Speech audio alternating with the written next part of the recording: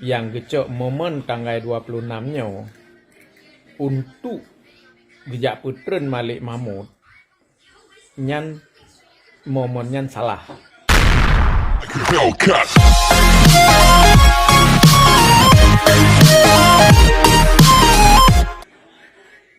Assalamualaikum kemandum bangsa Aceh, Pat Manteng yang na di hati urung yang ulun kumulia.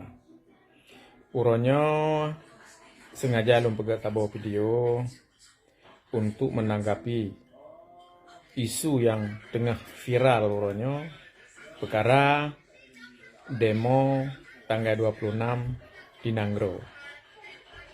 Saban-saban kita nyodopu momen tanggal 26 nyan nak momen getanyo Aceh untuk tuntut pencabutan maklumat perang atau bangsa getanyo yang dipeik li Belanda, dan maklumat perangnya sampai tuhuronyo golom dicabut li Belanda. Artinya getanyo manteng tamu perang ngenawaknya menancit penyerahan kedaulatan Aceh yang dikubut oleh Belanda ke Jawa nyan secara hukum internasional naku ilegal. Nah, jadi nyena sebagian orang Aceh yang gecok momen tanggal 26-nya untuk gejak putren Malik Mahmud nyan momen nyan salah. Bek sampai tinggal anak generasi getanyo belum generasi ino yang hana tepu siapa secara sejarah suatu saat ditanya lego tanggal 26 momen pe nyan bek sampai generasi tanyo dijawab nyan momen putren Malik Mahmud sebab akan generasi uronyo yang dikalen pe kejadian di hati mata hana dikalen kejadian sejarah yang padur tuh likut ya. Jadi momen putren Malik Mahmud nyan momen perkara paling ubud. Jadi hana mecih tanggal 26 Maret tadi anda tanggal lain je ya.